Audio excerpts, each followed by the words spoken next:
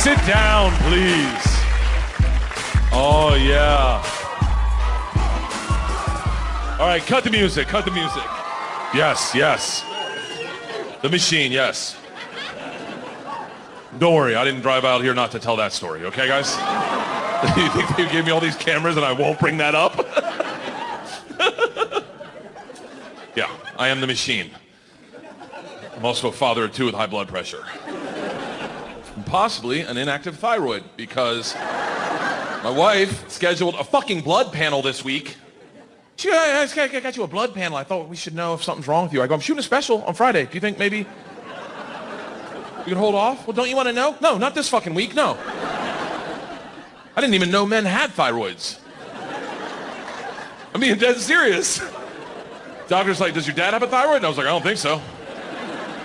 He's like, holy cow, are you serious? How about his dad? I go, no, definitely not, yeah. You should know if something's wrong because you have children. Fuck that. Dude, I did not sign up for this responsibility to be a grown-up. I don't know if you guys feel the way I do, but just like, growing up sucks dick. Kids? I got two kids. I got Georgia is 11, blonde hair, blue eyes, real smart, and I got another one. I don't know if you guys got one of those kids that was just fucking mess, like literally like board certified messes. Like if it wasn't my kid, I'd be like, she's stupid, but she's mine, so I love her. Just doesn't think right. Her brain, like this morning, we're cuddling in bed. She's laying on my arm, and she starts doing this.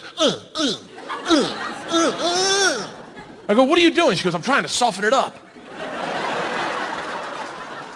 I go, it's my arm, Isla. I know, it's hard as a rock. Dyslexic as shit. If you got to read with her, you can't let her read by herself because she just won't. She gets too hard. And your heart breaks, but I don't want to sit and read a book. I have a hard time reading too. And then she just sits there and looks at the word and then like tries to guess it off your face like, pterodactyl? No, it's the, Isla. Very few books you're going to read in your life are going to start off with pterodactyl. Crocodile? No, the car, Isla. The car. She's smart, just not like a useful to society smart. Like you'll never reap the benefits of her intelligence, I promise you that. Unless you got a dead body at your trunk at 2 a.m. There was an attempted kidnapping in a school adjacent to ours. And the teacher sat the kids down, told them they need a safe word. Isla comes home locked in. Dad, we need a safe word. I'm like, okay, how about Agnes? That's the street we live on. She goes, too easy. Too easy? Yeah, too easy. I go, why is that? She goes, Dad, they could guess that. I go, hey, Isla, if someone's guessing at our safe word, don't get in their fucking car.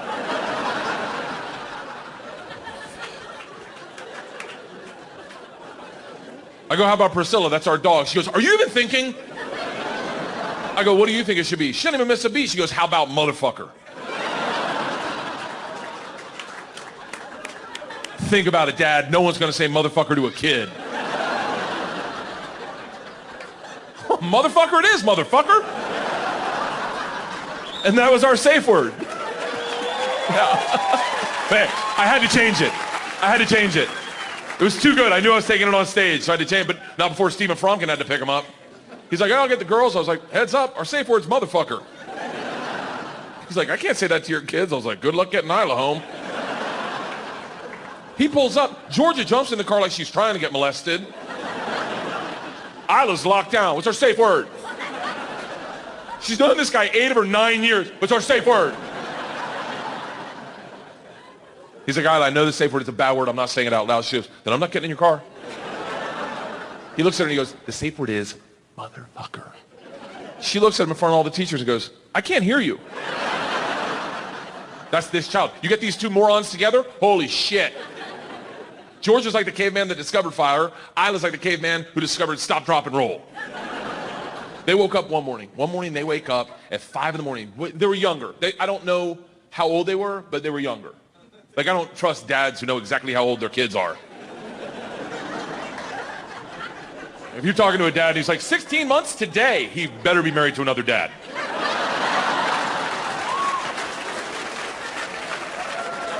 And I don't mean that homophobic. I'm not homophobic at all. I'm not. I'm definitely not. I'm more like a homochondriac. Like, I'm comfortable if you're gay. I'm comfortable with your lifestyle. I'm just afraid one night you'll get me drunk and trick me into it. And I'll like it. That's my fear. I'll like it and I'll be good at it. Just line them up.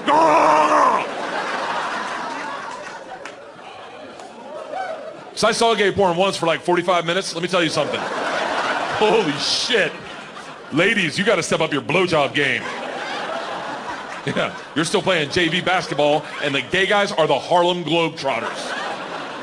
Yeah, dunking on cocks. Gong! Holding their own head. Fuck this face, son! The fuck are we talking about? I'm literally, how did I get off on this gay rant?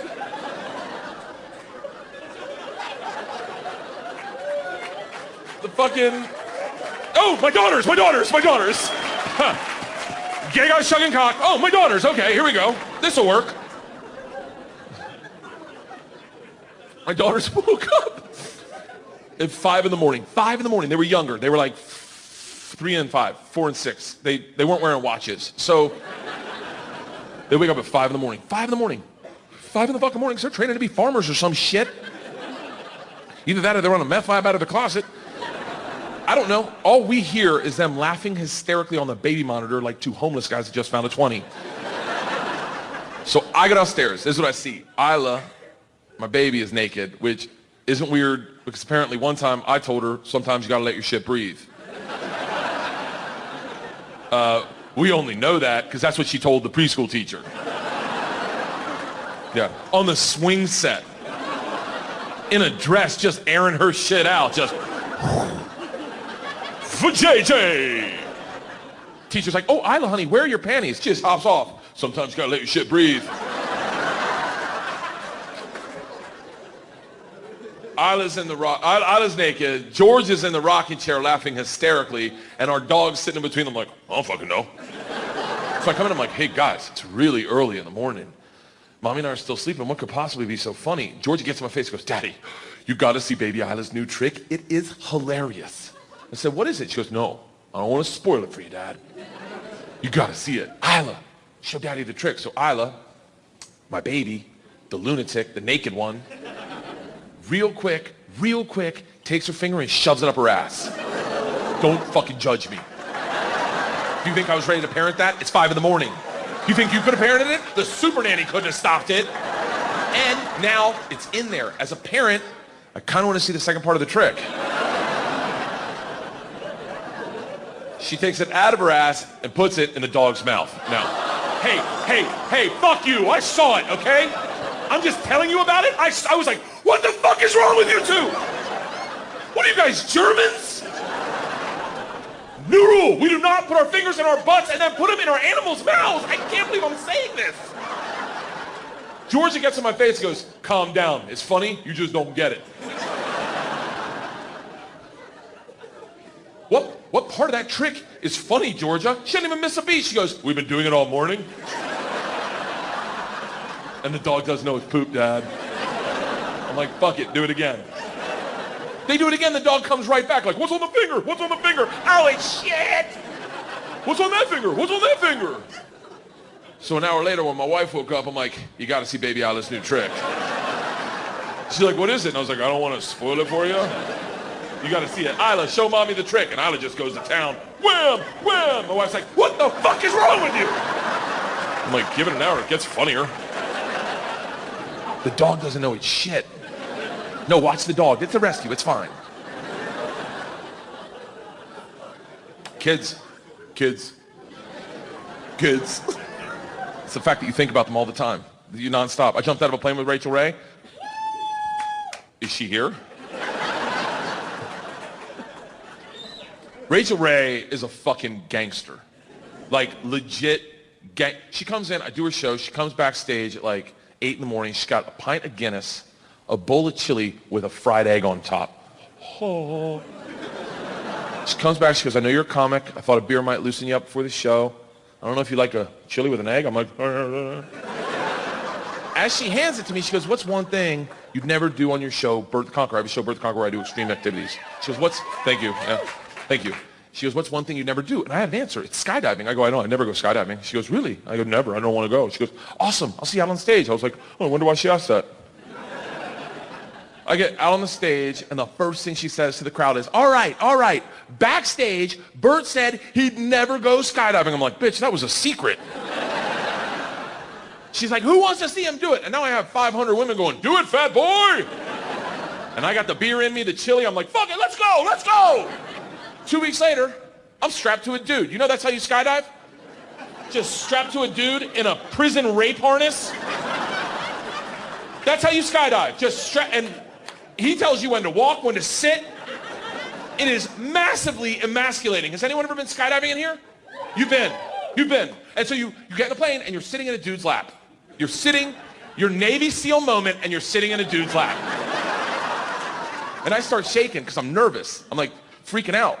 And he can feel me because I realize as we go to taxi, I haven't flown sober in 20 years.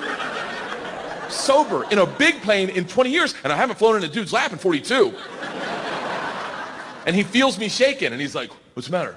I go, what do you mean, what's the matter? I go, I'm nervous. He goes, about what? What do you mean about what? He goes, what are you nervous? What are you afraid of? I go, I don't know. You'll get hard. You'll get hard, that'll trigger me. I'll get hard. We'll both get hard, then we'll jump out of the plane. Our chute won't open, and that's how 2 backpackers will find us. You fucking me into the earth. You fucking me into the planet. That'll be the how I go. This guy craved dick so bad. He had a man harness him up and fuck him out of his shoes until his head exploded in the woods. I go, I'm nervous our chute won't open. He goes, you couldn't kill us if you tried. I'm like, I'm a smart guy. I could fucking figure it out. I lean over to Rachel and I grab her leg, just grab her leg and I start squeezing. She goes, what's the matter? I go, I don't want to do this. She goes, I think you're doing it. She's like, you're at the front of the tube of toothpaste. Everyone's out behind. You're definitely going. I go, no, I don't want to. And she goes, look, and now the engines kick in and she starts yelling at me. She goes, look, you'll be fine. Whatever you do not watch me go out the door. You will freak the fuck out. I'm like, who taught you how to talk someone off a ledge? We get up to our cruising altitude. Her and her dude get up perfectly, like Danny and Sandy, just wop, bam, boom, wop, bam, boom. She posts up at the door, looks me in the eyes, does her read, one tape camera. I'm Rachel Ray, I'm at 30,000 feet with Bert Kreischer, we're about to jump from an airplane. Who's ready? Yellow or whatever. And then fucking, let's go. And then looks at me and goes, Bert. I'm like, yeah. She goes, don't watch this. And they get sucked out of the fucking plane. And I have panic shoot out of my asshole. I grab onto the cameraman who's not wearing a parachute.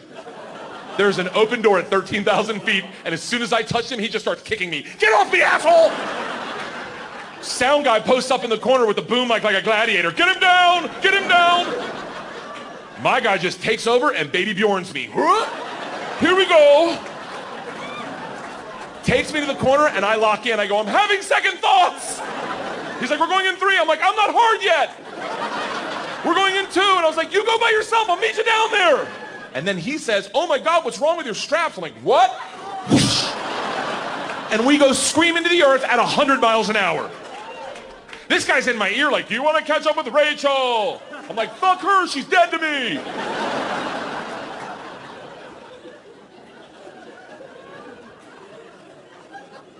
It is an epiphanous moment, dare I say. And my therapist says I have a low threshold for epiphanous moments, but... And I always say, like, did you want to go skydiving? Okay, the people that don't want to go skydiving are who should go skydiving. It's those that don't want to go that appreciate it the most. You go, and you're just Viking all the way. Ah! People who don't want to go, there's a moment where you realize the dice have been rolled. There's nothing you can do to change this. You're either going to live or die in 5 minutes, and you can't take a pill or start working out to stop it. It is out of your control, and you are forced with a decision. How do you meet your maker? Do you go out like a Viking? Ah! Or do you start crying like a baby? Ah! Oh, I picked the Viking. At that moment, I said, I've had a beautiful life. Let's do it. Ah! Until the chute opened. Then I started crying aggressively. Like bad. Like in a dude's lap. Have you ever cried in a man's lap? Have you ever had a man take you out to the middle of a field and sit in your lap and just sob silently? That's technically what I'm doing to this poor guy. Because the first thing I thought of was, my kids. I'm going to get to see my kids again. And pizza. Like, I get pizza. And I just started sobbing under this canopy, and the poor guy's like, dude, it's going to be okay. Like, we did it. We did it. It was so bad when we went to land. He's like, clean yourself up. They're going to think I did something to you. And the lasting thought that stuck with me was my children. That's it. I go, my children. They have a dad. Like, what? That is not what I signed up for when I picked my wife out of a bowling alley. Like, that makes no sense. We met at a bowling alley. But when I met her, like, I didn't sign up for the vulnerability. That's the part about having kids that fucks you up. Do you have children? You do. How many you got? You got one? No, you're barely in it. Wait till you got two and you go, oh shit, if we lose one, it's going to be awkward. Children, the thing that'll, and I don't know if you've been there. How old's your kid? 2. Oh, you're brand new to the game, man. Wait till they meet disaster in their life, or they meet letdown, or, we took the girls to school this year. Leanne takes Georgia, I take Isla. Walk up, first day of school. Now here's the thing with girls. First day of school, you hope they have friends in their class, or it's a shit show. So Leanne's got Georgia, I take Isla. We go up to on the fence, they put all the names on the fence. I go up to the fence. Isla can't read. She's like, I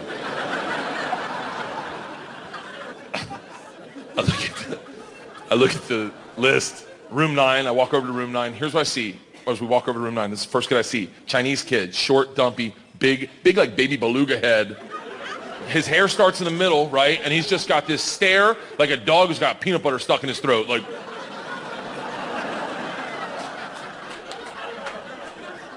kid behind him, hand licker, just like he's trying to get to the center of it, like Kid behind him, tippy toe walker, you know that kid? Handful of Pokemon cards. Huh? Anyone want to trade? Anyone want to trade? Isla sees this and is like, can I talk to you for a second? We go over to the handball courts. I sit down. This is what's happening. Isla's got her head back like this. I don't know what she's doing. She's got her head back like this. What she's doing is she's holding the tears in her eyes. Don't get me fucking started. She brings her head down to me, and a tear falls out. She looks at me dead in the eyes, and she goes, Daddy, am I in this stupid class? I didn't fucking sign up for this, okay? I was a goddamn stallion when my wife found me. A untethered, beautiful animal just running at my own speed. I was gorgeous. No one controlled me. I decided what I wanted to do. If it rained, I'd run in the rain, just mist coming off my mane and tail, and just rearing up outside the village for all the villagers to see. And my wife was this diseased settler with rickets, like, I need me a stallion. So she snuck up on me with a bag of carrots. Carrots are blowjobs. And was like,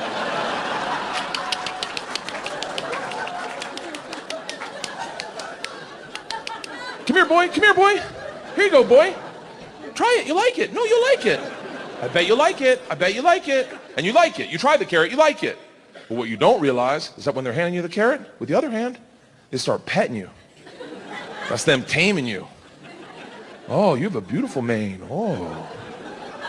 You should start wearing khakis. Oh, it's okay, boy. It's okay.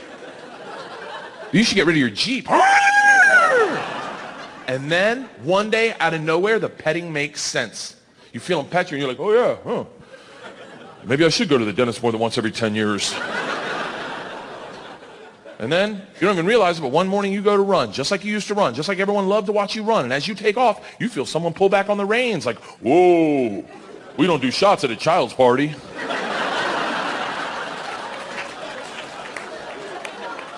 And there I am, just an old nag now. I don't even get carrots anymore, I just get hay. If I do get carrots, I gotta throw a temper tantrum for them. And now I'm sitting in a pair of sweatpants by the handball courts, and I got a 9-year-old breaking my heart at 7:45 in the morning. This isn't what I fucking signed up for. And I'm looking at her, and I'm like thinking, how do I deal with it? Like, hey, it's okay. Stupid classes are fun. Like, lowered expectation is higher rewards, you know? A lot of my friends, the guys that I smoke pot, they all stupid is stupid does. Like, and Leanne comes over and she's like, hey, what's going on here? Now we're both tearing up. We're both crying. And she goes, what's going on? And Isla's like, I'm like, we think she's in a stupid class. She brought it up. I definitely agree. And Leanne's like, hold on. I go, no, you hold on. You got to look at that class. It looked like a cast of Goonies. Like, and Leanne's like, hold on. Everyone stop crying. There's no such thing as the stupid class. I'm like, I beg to disagree. She's like, no, Isla, honey, if there was a stupid class, they would have had to call me 2 months ago and say, hey, we're putting Isla in the stupid class. And I would have taken you out of the school in a second. I would have never let you do that to you. But if they did call me 2 months ago, Isla, and I knew today was your day to go into the stupid class, I knew that. Do you think I would let you roll in with Dad? And that makes sense to Isla. She's like, yeah, he's not the heavy lifting parent. And I'm like, yeah, Isla, you're with me. There's nothing wrong. She goes, come on, let's go look at your class. So they go walk over to the class, and all Isla's friends, Lily, Dakota, Kylie, they're all in the class. And Leanne's like, hey, your friends are in there. Are your friends stupid? And Isla's like, no. She's like, you get in line. You have a fantastic year. She comes walking over to me. I'm still by the fucking handball courts. She comes walking over to me, and I am blown away. She comes up. She's like, hey. I go, I did not parent that well. She's like, no shit. I go, I thought she was in the fucking stupid class. Leanne's like, she is. You were going to tell her? I go, I was going to tell her. It's like, you belong in the fucking stupid class. Isla hates school. She's getting, in all fairness, she's getting her ass handed to her daily. Like, it's bad. When you're dyslexic, it's tough. I dropped her off like probably 2 weeks ago. I go to give her a kiss on the cheek goodbye. She grabs my neck like she doesn't want me to go. And then whispers in my ear and goes, pick me up early. I'm like, well, let me run that by Mom. She goes, hey, hold on. Do you have to run it by Mom? And now she's in my head. I'm like, yeah, fuck that bitch. I make the calls around here. If I want to pick you up, I'll pick you up early. I go, but wait, what do you mean? What time? She goes, listen, Mom's got therapy at noon. She leaves like 11:15. If you show up at 11:30, you got to pick me up anyway. She'll have no idea you got me early. I go, well, what did I say? She goes, tell him I have a dentist appointment. I go, how long have you been thinking about this? She goes, Dad, tell him I have a dentist appointment. I promise, no one's going to know. I went, okay. I go home. I feel like I'm about to commit a bank robbery. I'm sitting on the couch, and Leanne just gets up. She's like, oh, 11:15, I got to go to therapy. I'm like fucking clockwork. She leaves. I'm like, screw it. I'm picking her up early. I go into the office. I don't even have to say anything. I walk in. They're like, are you Isla's daddy? I go, I am. They're like, her tooth has been killing her all day. Isla comes out of the nurse's office, ice pack on her cheek, eyes are like, start the car. We get in the car, first things out of her mouth, ice cream and putt-putt. Let's do it, big guy. I was like, hey, you made the day, let's do it. Yeah. It was a great day. I think the best part of the day was just having a lie that me and her knew and lying to my other daughter and my wife together as a team. It was kind of like bonding. And I put her to bed that night. I go, listen, if I ever cheat on your mom, I'm going to need your help. I'm not cheating on my wife. I'm not cheating on my wife for numbers of reasons. This being one. I don't know if I'm doing it right. I've never had that like security that women have, you know, that like there's a like an air of like when it comes to sex, women just know they hit it out of it. Have you ever, is that your man right there, young lady? Have you ever given him an orgasm? Look at her, she scoffs at me, like rolls her eyes, goes, yeah. Would you bet your life on it? She's like, yeah. Would you bet your life on it? Well, look at him, he's like, oh no. Because we don't know. I'm telling you, you know if you've done your job right, because there's proof. That happened right there. See that? There, got it. Colonel Mustard in the library with a candlestick, right there. But every time we have sex with you guys, it's like, Kaiser Soze, did that happen? I don't know. I'll take it this far. This guy right here, he's your boyfriend, right? Sir, be honest. If I said to you right now, I will give you $15 million, tax-free, if you can bring one person on this stage and give them an orgasm within 15 minutes. You think he's picking a chick?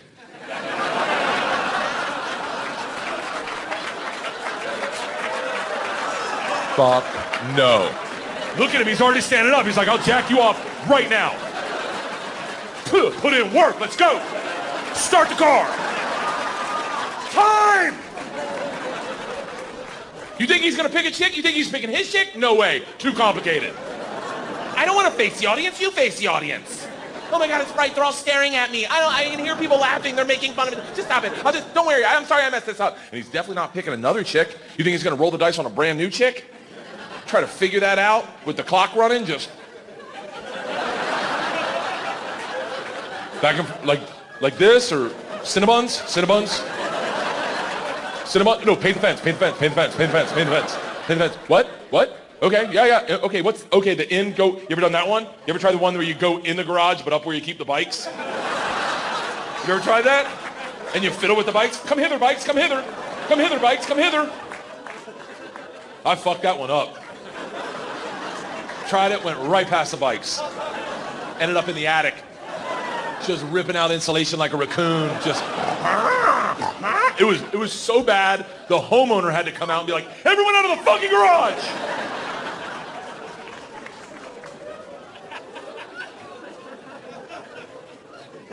Women are complicated. Just like the way they think. First time I had sex with my wife, we've been dating a while. It's that beautiful moment, I don't know.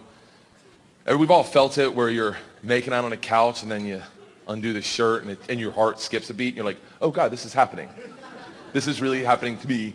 And I was head over heels for her and kissing, shirt comes off, pant button comes off. She stops and she goes, there's something I need to tell you. I was like, this bitch has herpes. And I start thinking about it in my head, like, does it matter? I mean, I'm 28, I made it this far. I think they gotta have an outbreak. What are the odds it's the outbreak season? And if you wear I don't even know, but if you wear a condom, does it? I don't know, but in my head, I'm like, I wish I had paid more attention in health class. And my wife looks at me and goes, I'm in debt. I was like, I thought you had herpes. She goes, no, why would I have herpes? I go, why would you stop someone before they're about to have sex to tell them you're in debt? She goes, I thought we were getting serious. I go, I'm trying to fuck you, not your bank account. She goes, no, if we're going to have sex, that means we're getting serious. And if we're getting serious, you need to know I'm $25,000 in debt. That hangs over my head. And I go, hey, I'm trying to fuck you, not Fannie Mae, all right? Let's do this. And we had sex that night, and we fell in love. And we got married, and we had kids. And did you know when you get married, you accrue someone's debt?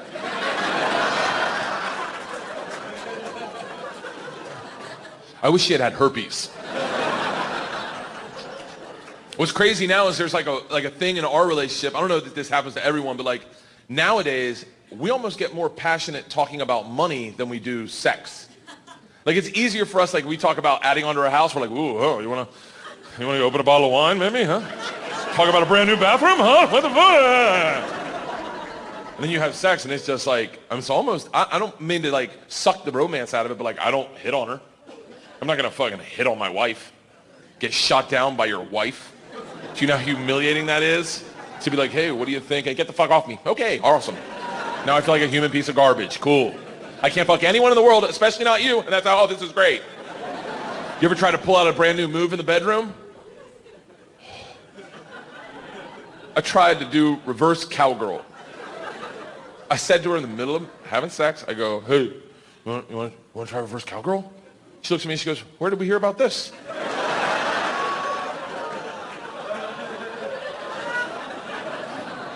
Some of the fellas down by the basketball courts were talking about it. And then she just gets like, she's a very sweet woman, but she just gets like, fine, what is it? Like, tell me what to do. Like it's almost like we're lab partners. Like, we're fucking tell me what to do, I'll do it if that's what you're into. I'm like, that's not what I'm into. I'm just saying, let's try it. Maybe we'll like it. I don't know. She said, no, just tell me what to do. I'm like, oh, okay. I've never seen this part of the porn where the guy walks her through it. Like, I go, you face the other direction. She's like, I face the wall? I was like, well, or the camera. I guess that is, they'd face the camera at that point. I don't know why they do that. I don't know. I've never done this, okay? She's like, no, tell me what to do. I'll do it. I go, will you turn around? She's like, and just look at the wall? I go, yeah, look at the fucking, they're your eyes. Look at whatever you want to fucking look at. She's like, fine, if this is what you're into. Like, that's how you want to start a brand new sex move. If this is what you're into.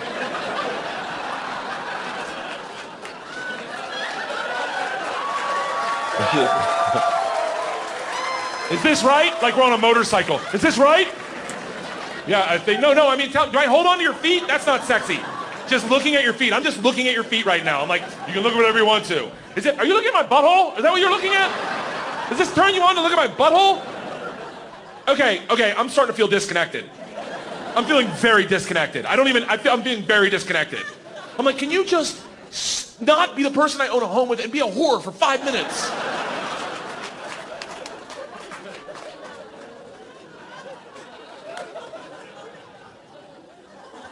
I mean, I make that sound bad, but I mean, the alternative is what? I get like a young girlfriend? Fuck that. I'm not shitting on young people. You guys look very young. I'm sure it's very fun to get naked with you and touch you. That part's not bad. It's the talking to you afterwards that would be somewhat problematic. Like, what would I say to like a 22-year-old girl after sex? Like, hey, do you want to play on your iPad? Oh, Snapchat's got some new apps. Cool. I need a ride or die bitch.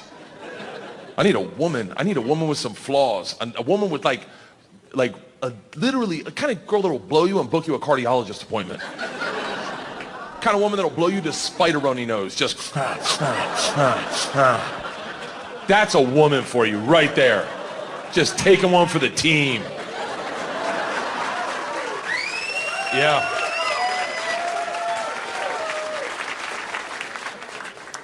Kind of woman that'll fart during sex. Yeah, my wife will fart during sex. She had 2 kids. She's not rocking the original rims and tires, okay? 2 kids, she's riding dirty on 22s, just boom, boom, boom. Boom, boom, boom. Ha, ha, ha. Nip it in action, sip it in the bud, nip it everlasting, outlast everlasting. There goes an eargasm. It's true. Ladies, I hate to say this, but after 40, vaginas start aging exponentially. Like dog years, just. It's not just you. It's all of us. I mean, men, once we get 40, our dick starts doing this Benjamin Buttons thing where it looks younger and younger. Like, I think our bodies get bigger and our dick stays the same size. Looks like a squatter in the middle of a bustling city like, hell no, we won't go. I get naked now, and that's love. When your wife sees you naked, when your dick's the smallest it's ever been, like right after you get out of the gym and she just sees it and goes, oh, little guy. Look at that little, can I click him? Just changes. I'm cool with it changing. I'm just saying, like, I mean, a little bit of upkeep, ladies. Like, it's like, I mean, I remember when I met my wife's vagina. I remember it it was beautiful. It was like, there was curb appeal. You know, like it was waxed and shined and buffed and fluffed with those lace thong panties that you could take off with a pinky, just. And when you did, it was like you unleashed a princess, just. Oh, oh. I saw it the other day. Ooh.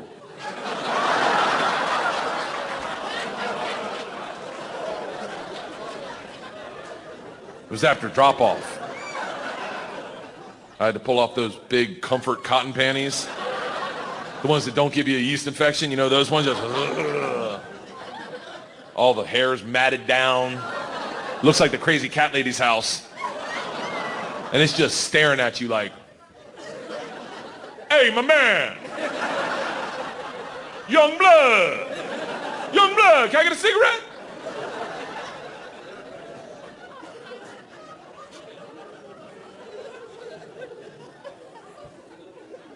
She farts. Not like for money, but just it happens. Not all the time. I mean, but not all the time, but I wouldn't bet against it. I take the over. But that's part of marriage. That's part of marriage. That is part of love. Is when you accept a person for their flaws, and that's when you know you're a man. When your woman farts during sex because you move her over too quickly, and she just farts, and you don't say a fucking word, and you go, I didn't hear it. I love you. She's like, I didn't hear it either. I love you. The dog's up on the bed. Are we farting? I'll take it this far. My wife's farted during oral sex. You know what they call that? Commitment. When you take one on the chin for the team, just you're like, what the fuck?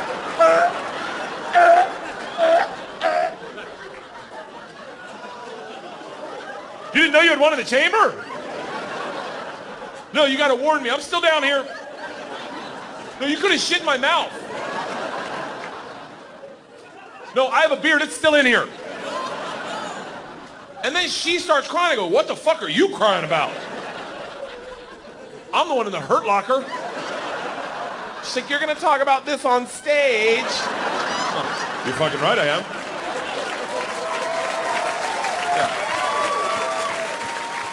Yeah. In all fairness, I didn't bring it up until the second time it happened. And I was like, fuck it. If it happened to me twice, it's had to have happened to somebody else. I can't be the only one out here going, really? No one else has catched this one on the button? That's marriage. My wife's a fantastic woman. She really is. She's the kind of person like I couldn't raise these kids. She like researches good schools. She researched a school one time. She goes, it's a great school. There are a lot of Koreans. I went, okay. We show up. It's 98% Korean. No, listen, I'm just a regular person. I have no hate in my heart for anyone whatsoever. I'm a real motherfucker. I walk in a room with 400 Korean families and 5 white families and a black family hiding in the corner. I just walked in and I was like, what the fuck is this? And my wife's like, what? I go, what do you mean, what? Like, she goes, what? I go, the fucking Taekwondo tournament going on in here. You don't see this? Am I the only one that sees this? She's like, babe, I said there was going to be a lot of Koreans. I'm like, bitch, a lot of Koreans is 7. This is a dickload. This is a boatload. You should have said, do you want to go to North Korea? Because that's where we are right now. She go, maybe if you get to know some of the parents, you won't have a problem with it. So I go over to the white and black people hiding in the corner like, I'm here. What are we going to do? Thank God there was a black woman there to keep shit real. First words out of her mouth. You see all these motherfucking Koreans? I just met my best friend. It is a beautiful moment when a black woman and a white man can commit a hate crime together. Sandy is her name, and we start talking. Then a white woman comes over and screws it up. Just comes over and goes, what do you guys have? Sandy leans into me and she goes, we're about to have the bird flu if we don't leave this bitch. The lady goes, what? And Sandy just looks at me and goes, they're your people. You handle this. I go, I have girls. She goes, oh, that's so great. What are their names? I said, Georgia and Isla. She goes, oh, I have a boy. I was like, cool. She's like, don't you want to know his name? I'm like, not at all. She goes, his name's John Henry. And I start laughing hysterically because that's what I call my dick. I've just never met a John Henry before. I'm like, are you serious? She's like, do you know a John Henry? I'm like, hell yeah. Really good. He's like my best friend. And I start talking to these women for the whole orientation surreptitiously about my junk. About my buddy, John Henry, who lives down south and is bald. Until my wife gets done her Pai Gow tournament and comes over to us. It's like, what are you guys laughing about? And this one's like, you're never going to believe this. My son's name is John Henry. My wife's like, oh, that's what he calls his dick. Sandy falls out laughing. And I watch this woman realize all the stories I've been telling her about how John Henry has 2 roommates, how their next door neighbor's an asshole, how he tells everyone he's 6 foot, but he's really 5'7". I thought it was funny.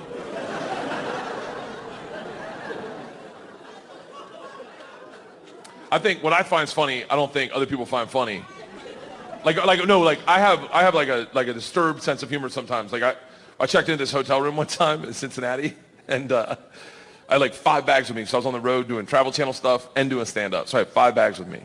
This bellman, tall, young, skinny, black kid. Oh, why's he gotta be black, Bert? Because he fucking was.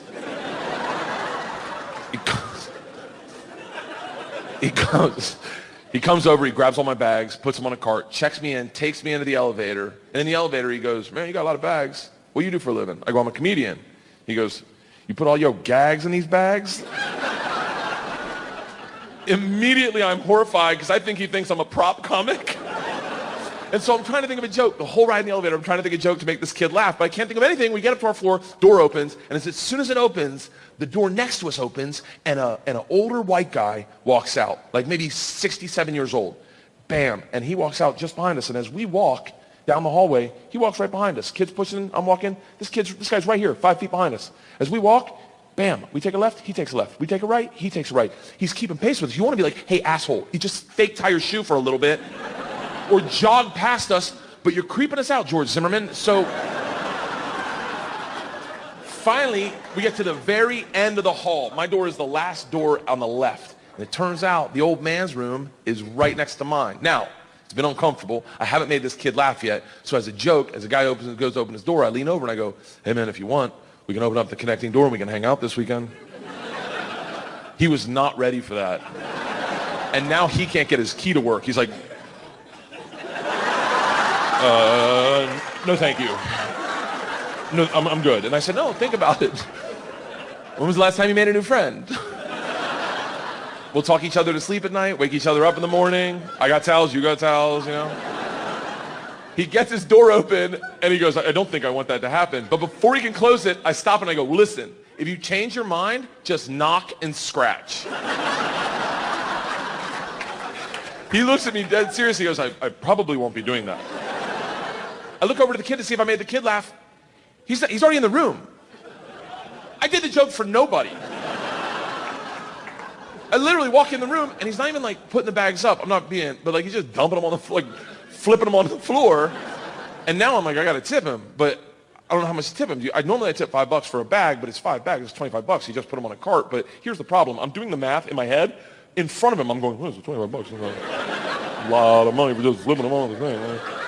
The kid sees me doing this and he goes, sir, you don't have to give me anything. I said, oh my God, I'm so sorry. I got to give you something. You brought them all the way up. He goes, no, that's what I got hired to do, was to take your bags from your car to your room. That's what I get paid for. You don't have to give me anything. I go, no, but you brought them all the way up. I got to give you something. And he goes, no, you don't. Just knock and scratch. I'm like, seriously? He's like, dead serious. So me and this kid go up to the door and I knock and I scratch and you hear the old man go, I don't want to fucking hang out. Oh my God. I thought this kid was gonna laugh himself to death. He literally was doubled over like, do it again, do it again. Best part of the story is he goes down and Googles me and shows me to every black dude who works in the hotel. So for the whole weekend, anytime I walk down there, they're like, oh, knock scratch, motherfucker. Knock scratch, man. I'll answer the door.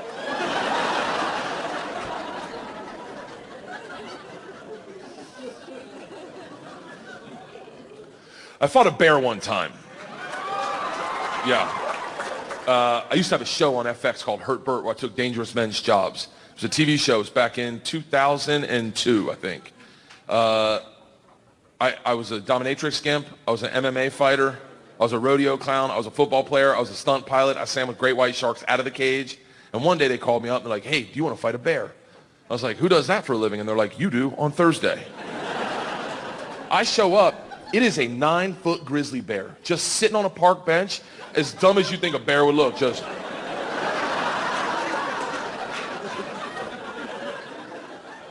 So I go up to the bear. I'm like 28 years old, probably. I go up to the bear and I stick my hand out in front of his snout so he can get my scent. The trainer sees this and he goes, what are you doing? I go, I'm letting him get my scent. And he goes, hey, buddy, this is a grizzly bear, not a labradoodle, okay? He goes, we have protocol. I go, what's that? And he pulls me over to the side and he hands me 5 marshmallows. He goes, when the bear's not looking, take a marshmallow, put it in your mouth. Then, nonchalantly, walk in front of the bear like, huh? Show him the marshmallow like, huh? And allow him the opportunity to engage you and take the marshmallow out of your mouth with his mouth. This way he'll learn to trust you. And I was like, fuck that. Who thought of this, the bear? Is this the bear's idea? And the guy just looks me down and he goes, hey, this is how we do it. My whole crew's behind him like, this is how we do it. This is how we do it. So I don't know any better. I'm 28 years old. I go behind the bear, I take a marshmallow, I put it in my mouth, I walk in front of him like a street hooker, like, huh, huh, huh, huh, huh. The bear sees the marshmallow and lights up just like, I'm going, he rushes me with the grace of a frat boy at 5 a.m. and tongues it out of my mouth. Bears never brush their teeth. I'm making out with a homeless person 5 times in a row. Just, I get done, the trainer goes, fantastic, we're ready. I go, hold on, I haven't learned anything. He goes, what are you kidding me? You learned the most important lesson. I go, what's that? And he goes, the bear likes marshmallows. I go, what does that do me? And he goes, listen, if you get in trouble, just stand your ground, look the bear in the face, and just go, marshmallow. And he'll know you're going to do your marshmallow trick, so he'll give you some space. But more importantly, we'll hear you say that, and we'll know you're in trouble, so we'll get you out of there. We'll take the bear, we'll split it up. I go, yeah, but he thinks they're inside me. What if he's like, don't worry, I'll get him, and just rips me open? He goes, you'll be fine. Let's go! And I swear to God, the bear is smiling. Just, oh, I know how to get marshmallows around here, bitch. I gotta tap you out. Rushes me, grabs me by both ears, lifts me off the ground, and starts ragdolling me and growling. I'm going, marshmallow, marshmallow! But no one can hear me because there's a 9-foot grizzly bear going.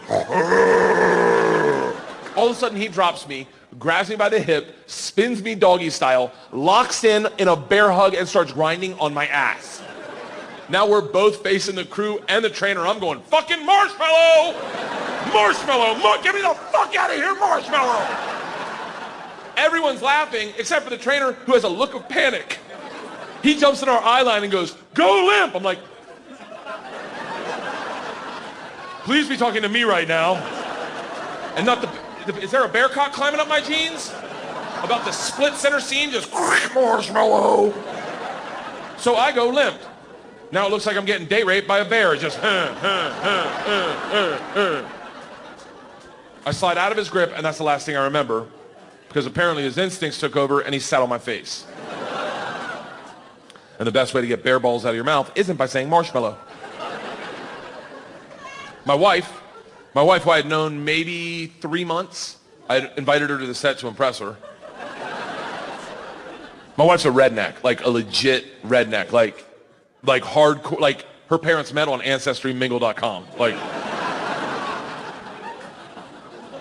when she talks, you smell biscuits. Like, my point is, she's not afraid of big animals. She just goes over, grabs a marshmallow out of the bag, puts it in her mouth, stands by my feet and goes, "Huh." The bear then takes his balls out of my mouth, goes over to her, he takes the marshmallow out of her mouth, they take my wife one way, the bear the other way, they drag me under a tree, and that's where I wake up. Under a tree in the lap of my producer, Tim Scott, who's from like the upper top of Minnesota.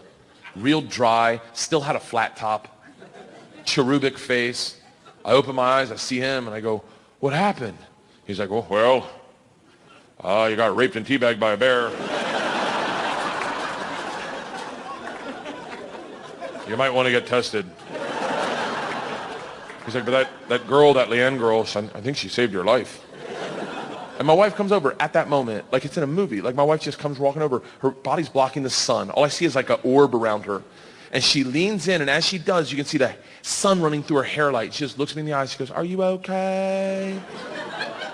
And I looked up at her at that moment. And we all know that moment when you know without a doubt that's the moment. And I know you're like, really? That's when you knew? Oh, fuck it, this is my narrative, okay? I looked up at her from the ground and saw her with a halo from the Lord himself and knew without a doubt I would never do that for her. Still wouldn't. When I was 22, I got involved with the Russian mafia. Here's how it happened. I went to school at Florida State. I was not a very good student. I was there like 7 years. I was there in most of the 90s. I was in college longer than grunge music was around.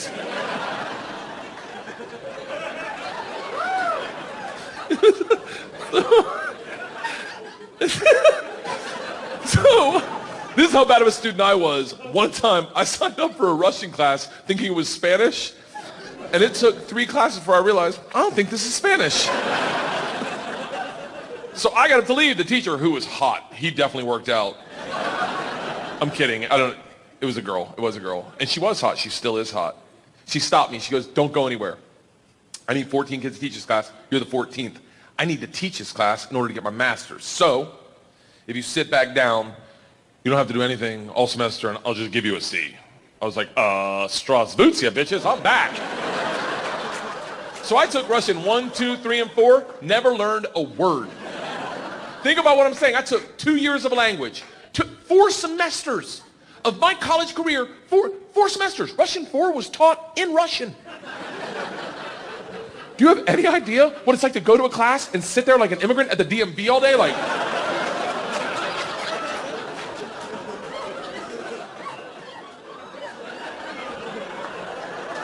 the end of Russian 4, same teacher pulls me aside. She's like, we're taking a trip to Russia. If you go, you'll get a minor. I was like, okay, hold on.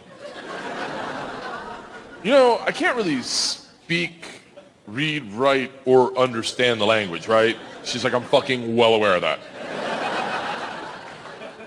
You gotta remember, I was taking tests in a language with which I was unfamiliar with their alphabet. Do you have any idea what it's like to take a test and make up hieroglyphics? And the answer is star, circle, hashtag shoe.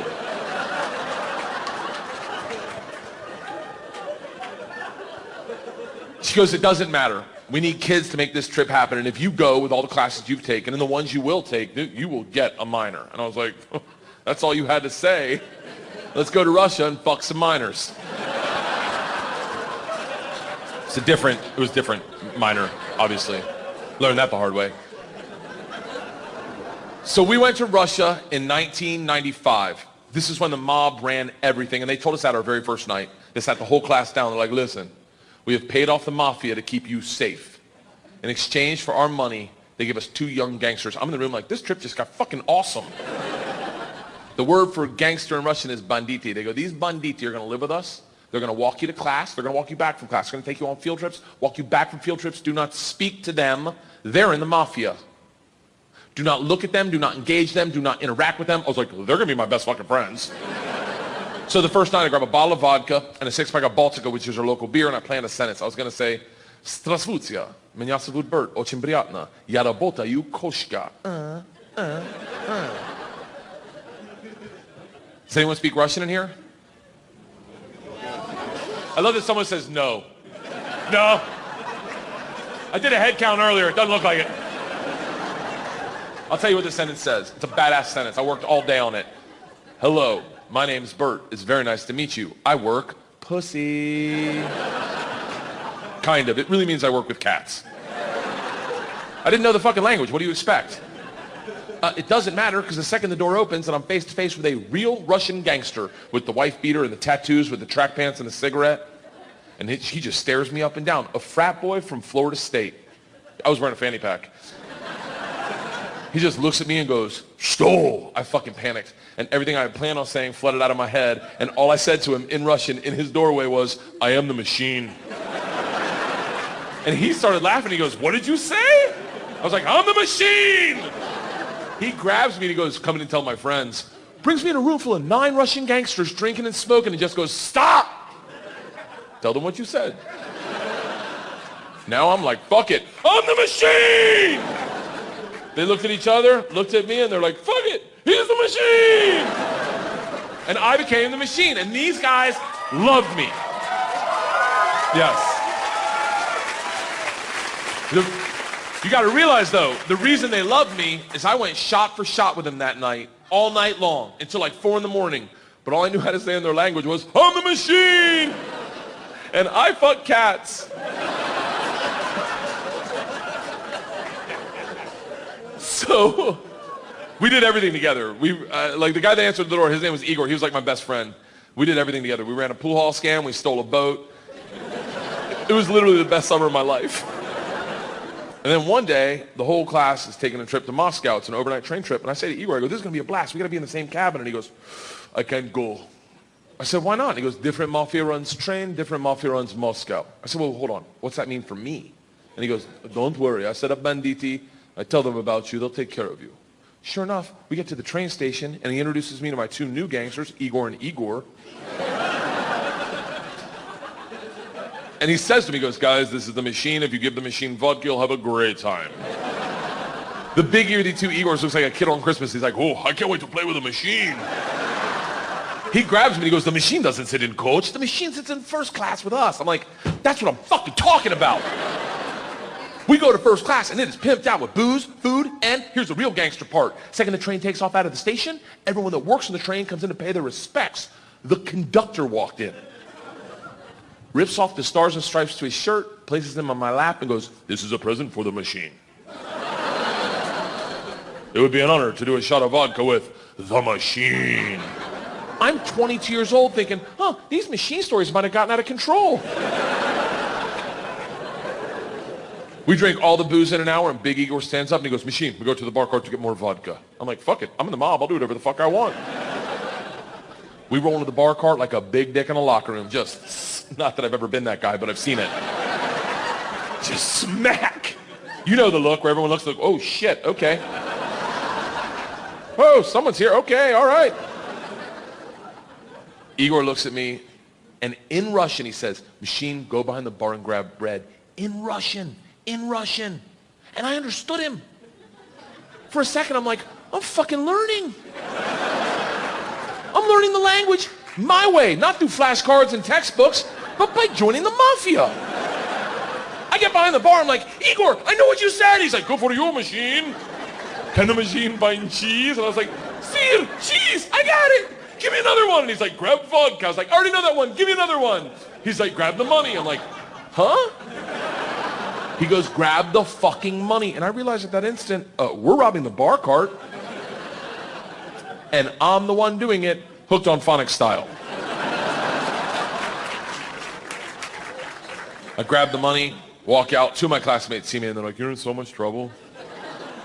Go back to our first class cabin, and within 5 minutes, the head chaperone of this train trip, not the whole trip, just this train trip.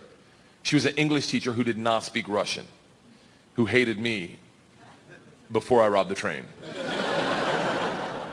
She comes over to our first class cabin and swings the door open with that like liberal arts confidence, just. This shit is over. You're done. You're done. Stand up right now. You stand up. How you're done. Stand up. And Big Igor looks at me confused, then smiles, takes a big sip of vodka, spits it in her eyes and goes, no one talks to the machine like that. Shuts the door in her face and goes, fuck that bitch, this is Russia.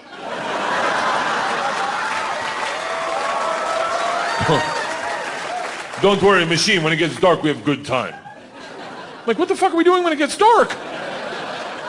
Reaches in his pocket, pulls out a ring of keys, and he goes, we're robbing the whole fucking train.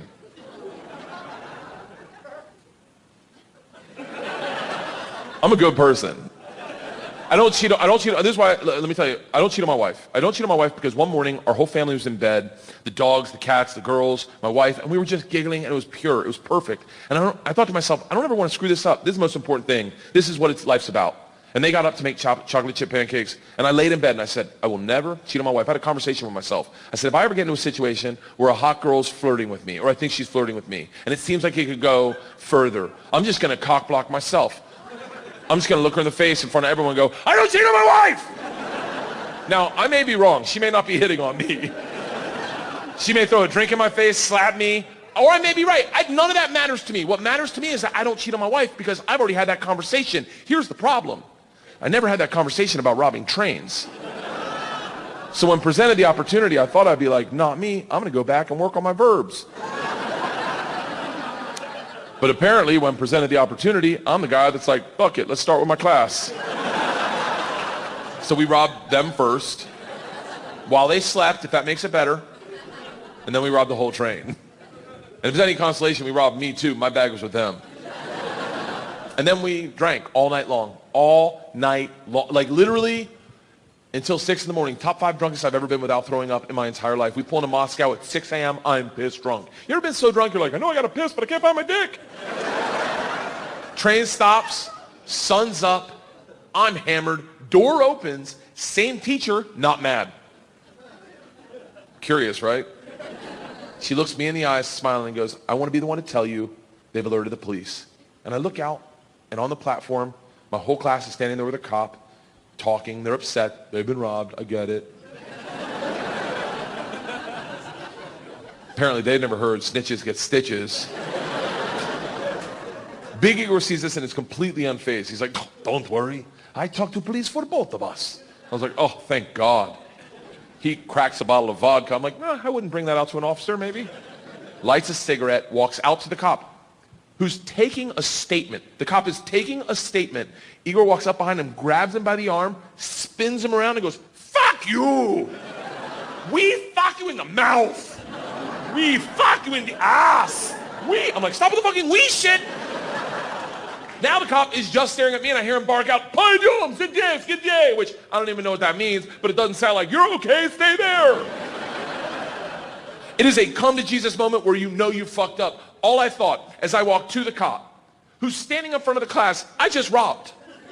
Next to the gangster I robbed them with, my only thought was, this isn't how I plan on spending my second junior year. In the gulag taking hot dicks to the throat. I get 5 steps from the cop, who looks impatient as shit. He takes 2 big-ass steps, grabs me by the arm, spins me away from my class, away from Igor, pulls me right into his face, and he goes, so, I understand you're the machine. Nice.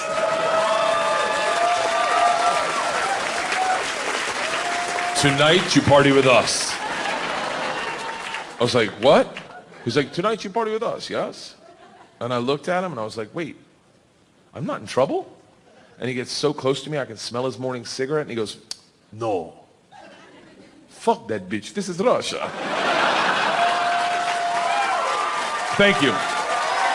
Thank you, thank you, thank you so much. Thank you.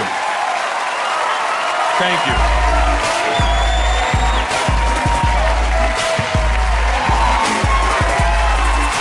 Thank you so much. Thank you so much, everyone, for coming out tonight. From the bottom of my heart, this means the world to me. Thank you so much.